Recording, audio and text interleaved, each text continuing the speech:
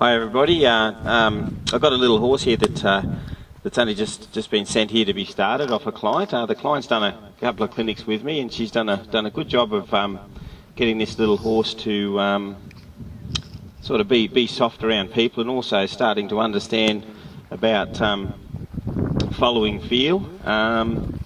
But just on the subject of focus and following feel, what I'd like to talk about is like people who've done a lot of my clinics know how much emphasis I put on getting a horse to sort of focus calmly and softly, and want to hold focus not only on the person but on the person's ideas. So what I want to just talk about before I go on to showing you some ideas to get a horse to follow feel and that sort of thing, I want to give you a little scenario. Sort of not really a riddle, but it's a little thing you can think about. So, can you imagine a sort of an ex-race horse that's been completely sort of separated from people, and the ones that pace fences, looking over the fence, looking for a herd that it wants to be with, or another place of sanctuary, and really turned off to people. So you put that racehorse inside a sort of a round room, much the size of this one, that's got a wall all the way around it, and it can't see out of it. And in that room, there's a monkey with a jar of peanuts, there's a remote-controlled car, and there's a person. Now, the horse is in there going, this is a bit interesting, so it just sort of, wanders around the fence or trying to find somewhere to look out, but it can't see anything else out there, so it's really sort of in that room with those three things. Now the person stands there very still, very centred, and the person is there standing there thinking, I'm here for you, I'm here for you. Now all of a sudden the monkey starts jumping up and down and shaking his jar of peanuts. And the horse goes, whoa, that's really scary, and starts to sort of run around, and the monkey stops. And then all of a sudden the remote control car starts to do burnouts all around the sort of place for a bit. And the horse freaks out and runs around a bit. Remote control stops. The person stands there, very, very still, very centred, saying, I'm here for you. The horse is getting quite anxious about these things, and then they stop and it's looking at them and it's not sure, it starts to look away, and then all of a sudden the monkey jumps up and down and shakes the peanuts, and the horse is like, follow the monkey. Then everything stops, the person's still there, very centred. The remote control car drives around a little bit. The horse freaks out. Anyway, my question on this is, which one will gain and hold the most focus? Okay. Now I'm going to sort of enlighten you a little bit on this, though. So the two things, the monkey and the remote control car, were very good at gaining the horse's focus.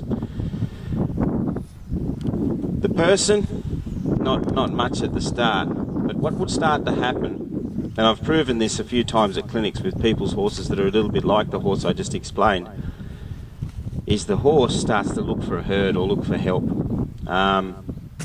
So though those things got the horse's focus, they got the horse's worried focus, and then the horse didn't have anything. It had no window to look out. It had nowhere to go. And what would happen over time is eventually the horse would come and stand sort of here with the person. Okay. The monkey would jump up over there and shake the peanuts.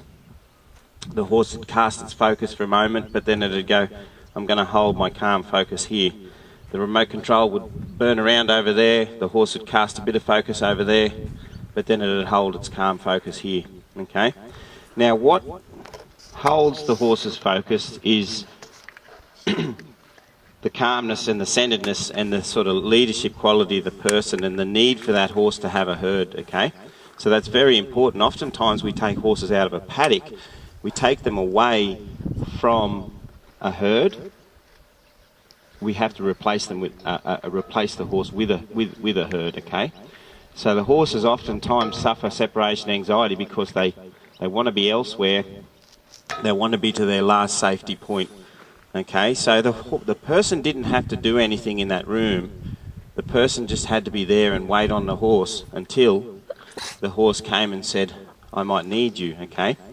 So that brings me back to the subject of focus, okay? So a lot of times we can work with our horses, and we've got a lot of attention on trying to sort of be creative in ways to catch our horses' focus and distract them.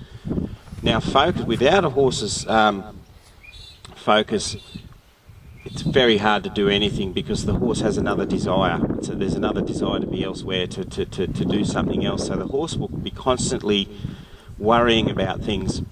So we have to catch their focus. But horsemanship's not about catching a horse's focus, it's about keeping it. The most important thing in horsemanship is keeping their focus. Now, we've sort of, in that scenario, a monkey with a jar of peanuts can catch a horse's focus. A remote control car can catch a horse's focus. But what keeps a horse's focus is how you are as a horse person, and also how you operate around your horses, and also how you operate your horses around you. So while you're spending a lot of your sort of creative energy finding ideas how to catch horses' focuses, that's easy. I can teach a person that's never been around a horse to catch a horse's focus and get them to look and pay some attention. To keep that soft focus, and I say soft focus because it's very easy to keep a horse's sort of nervous focus on you, looking at you by being a monkey. But to get a horse's calm and soft focus and then also guide that focus, you have to really work on yourself. And the way you operate, and the way you operate your horses. So instead of spending all that time on catching focus, start to work on the way you operate around your horses and the way you are with your horses. And you might find that, when your horse is on a circle, instead of bouncing in and out of focus, when you send them out, they'll maintain a soft focus to the inside, not only a little bit on you, but also on the direction of travel. Okay, so yeah, focus is very important, but keeping their focus takes the work. Catching it, that's not so important, but you do have to catch it. But then working on yourself, keeping it will be the most important thing. Okay, so